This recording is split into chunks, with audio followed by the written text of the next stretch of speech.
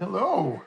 Good to see you again. Thank you. We saw each other at that conference. When I met you, I thought Rachel would be fascinated by the remote viewing. I am very fascinated, very excited to learn. I believe so much in, I guess, all of our superhuman abilities that we have that are untapped. And I am on such a path to discover those and strengthen those and share them. So I'm just, I couldn't be more excited. Interesting, the term you use, superhuman. I like to think that it's normal human. I love that, yeah. But that our society hasn't recognized the fact that this is part of normality. So remote viewing is an interesting thing. It's a way of focusing your subconscious mind. Your subconscious mind knows the answer. It's your conscious awareness that doesn't. And so this serves to focus your subconscious mind, and then as you're going to write this stuff down, that's a way of bringing that into your conscious awareness. You're trying to get your subconscious talking to your conscious awareness. I've tried to narrow it down to very core elements to give you at least a flavor of how remote viewing works. I would love to try. Okay. It's like a crash course. Yeah, right. It's a crash course. Every molecule, every atom that's here, we have over here. After a few hours of intense training with Paul, Rachel felt ready for the next step. What we're going to do is called an outbounder experiment. So Caroline and a couple other folks will pick a target outside of here where we won't be able to know what it is. Then they will go to that target and they will interact with it as best they can. Maybe they can touch it or feel it or smell it or ride around on it, whatever it is. Meanwhile, we'll be back here. You're going to go find them consciously. You're going to send your consciousness there to find where they are, and then you'll report on the location where they're at. And if you pick up on it, you'll report on the things that they're doing. Yeah. So just to clarify, you don't know where we're going. No, I have no idea. So are you ready? I'm ready. Are you ready? I'm ready.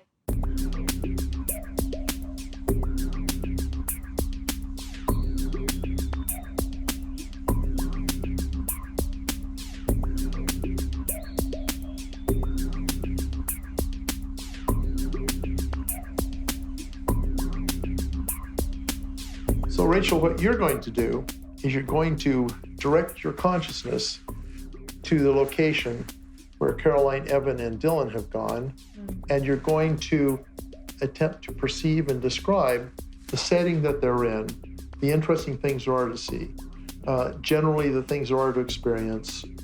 Kind of pay attention to what they're, don't focus in on what they're doing, but if something happens that attracts your attention, make note of that. Okay. And you're going to be verbalizing this as you go. You're going to be writing down the impressions you get, and you're going to be sketching. Okay. So to get that started, I want you to write down Caroline location. Okay. Okay. Just start kind of perceiving and describing in descriptive kind of terms what you're experiencing. Okay.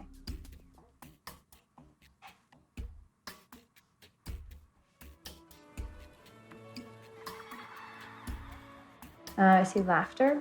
Okay, so you hear laughing sounds. I heard laughing sounds. Yeah, just put down laughing, that's fine. Okay. I also feel like I see black lines. Okay.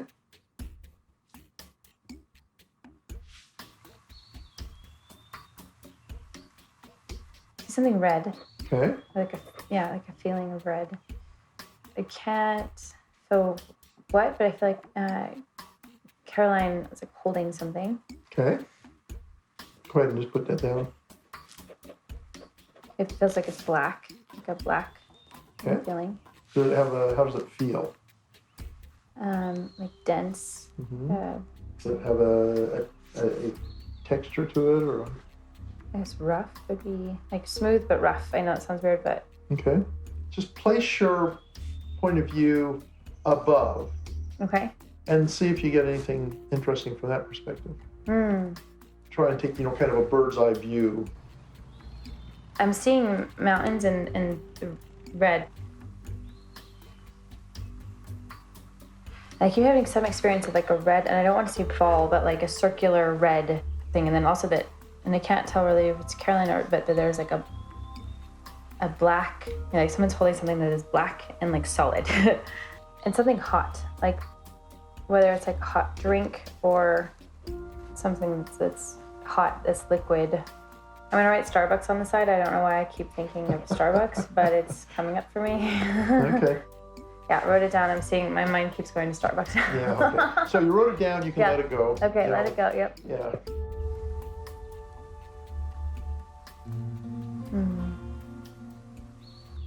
Doesn't feel like there's noise. Like it's just like noise going on.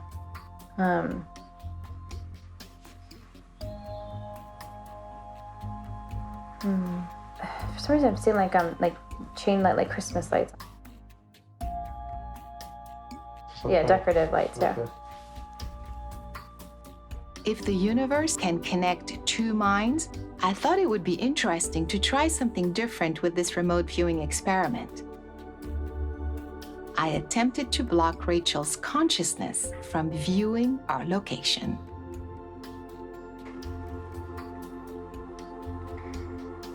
I'm just kind of going back to what I know, Okay. you know? That sounds like a good place to end. Go ahead and write end down. Okay, So go ahead and gather up your pages. okay. And we will head out.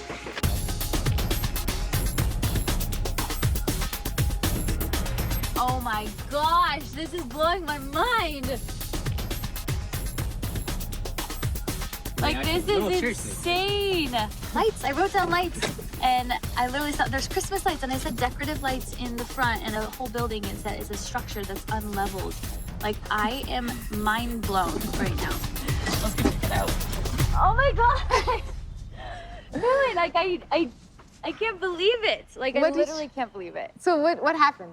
Well, first of all, one of the biggest things that I picked up on was decorative lights. Like, I literally wrote like Christmas lights, decorative lights, and That's a Christmas tree. that's a Christmas tree.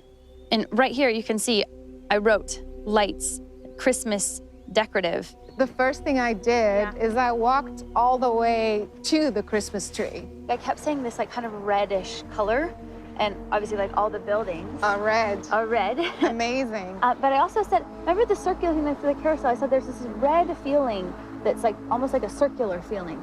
That is that.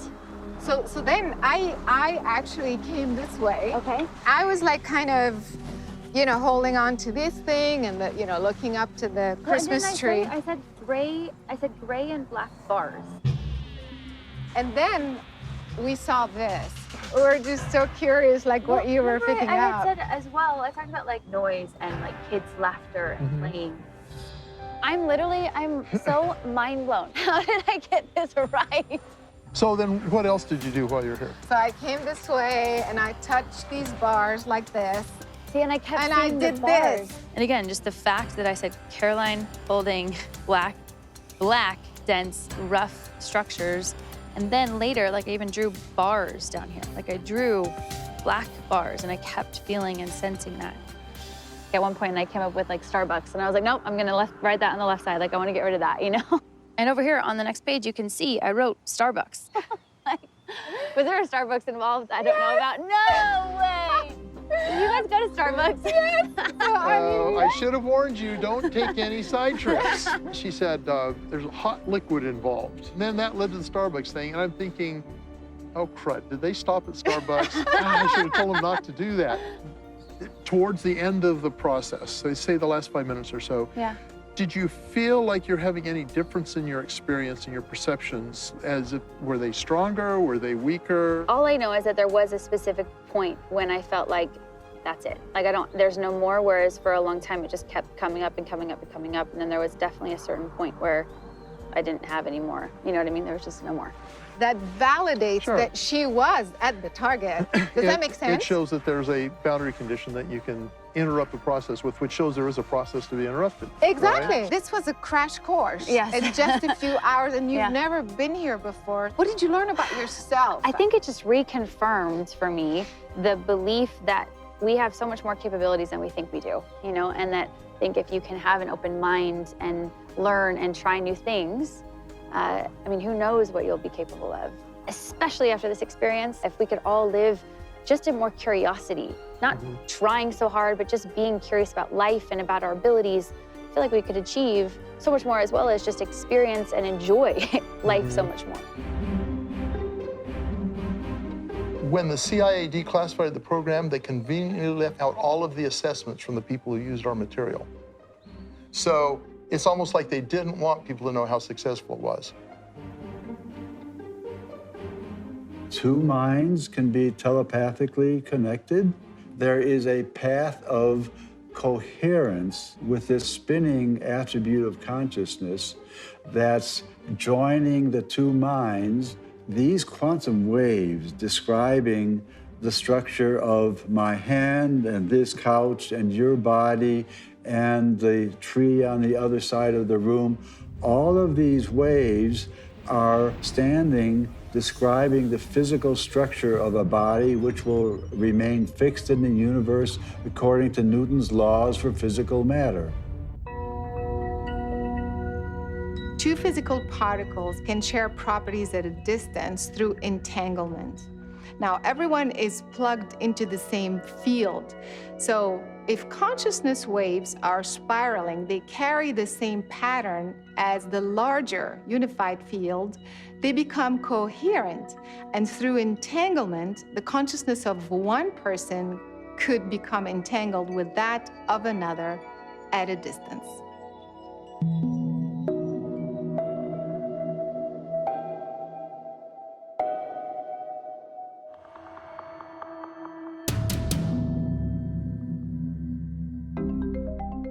It seems that our consciousness may be entangled with the physical world and in many ways. If that is the case, then there must be physiological effects we could detect as a result of this interaction. When we reach 30... Dr. Dean Radin is chief scientist at the Institute of Noetic Sciences. He agreed to run an experiment with my friend Rod that would demonstrate the physiological effect of intuitive abilities. So what we're going to show you is a series of pictures, some of which will be emotional and some of which will be quite calm. All you need to do is look at the pictures because we have in front of you an eye tracking system that'll measure the pupil size of your eyes. And the reason we use pupil size is because it reflects your emotional processing.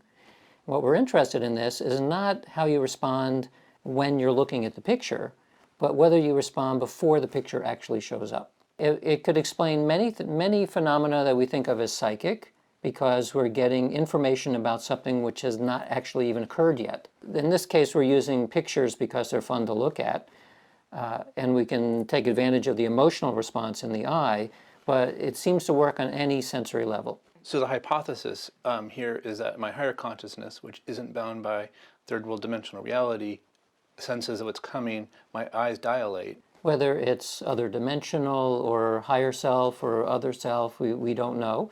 I prefer to think of it only at this point in terms of unconsciously what is happening, and unconscious is reflected in physiology. Okay, so let's start it up, and it's going to go all by itself now, and we'll let you do it by yourself. Okay.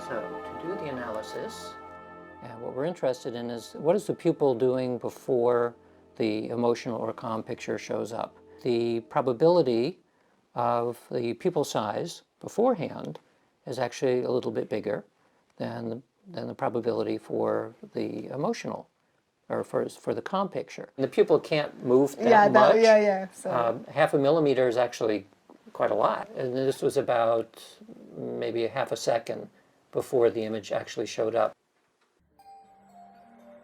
If we are able to measure the physiological effects of consciousness on the body, then we could also potentially influence a biological system, water, or even our own DNA. For the past 25 years, Dr. Glenn Ryan has pursued a career in DNA research, neuroscience, and quantum biology at prestigious institutions such as Harvard and Stanford medical schools. I thought that we should talk about pH because a lot of people understand that pH, higher pH in water is better for health. And so I thought this experiment may be very useful. The body needs to be at a very central pH, around 7.2. And if it's too high or too low, we get into trouble. Can you explain how this instrument works? pH is a measure of the amount of hydrogen in the water. And there's a special probe that's sensitive to hydrogen, and then they convert it to electrical signal, and you get a number. On 5 separate occasions, I measured the pH over a course of an hour, and it doesn't change more than the very last segment. That's 1/100th of a unit, a pH unit. If you can change 1/10 of a unit, that would be a very profound change. So the idea is for me to affect the water and then either up or down, and then we will get an instant reading. We will see it in real time. I'll be right back. Okay, great. Let me see what I can do. My intent was to lower the pH in the water. I visualized that my mind was connected to the hydrogen molecules in the water and getting them to multiply. More hydrogen molecules means a lower pH.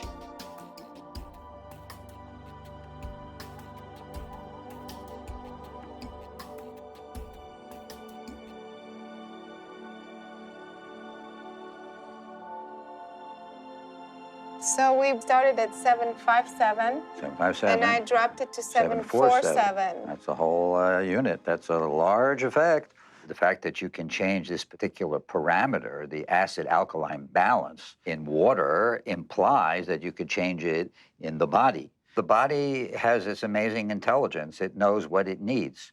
So the fact that you can create an environment with your consciousness and your thoughts and your intention that pH can change at all would allow the body to change the pH in the appropriate direction that it needs. The dogma is you can't change your body chemistry by thinking about it, but the implication is that the intention and the imagery that you use can be used to change your own internal pH, and yes, just let your body do what it knows is the optimal direction and magnitude for change.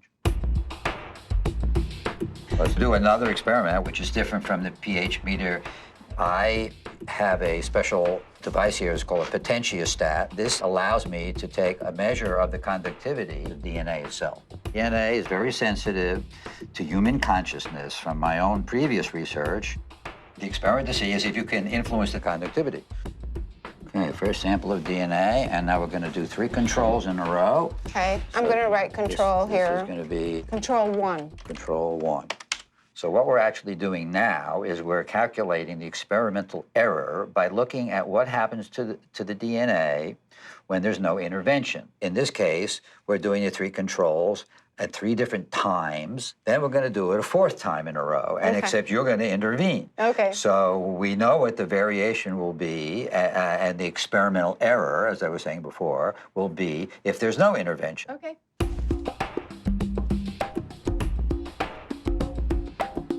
13.2. 13.2. That's the control. Control number 2 is 12.9. So 12.9. Okay.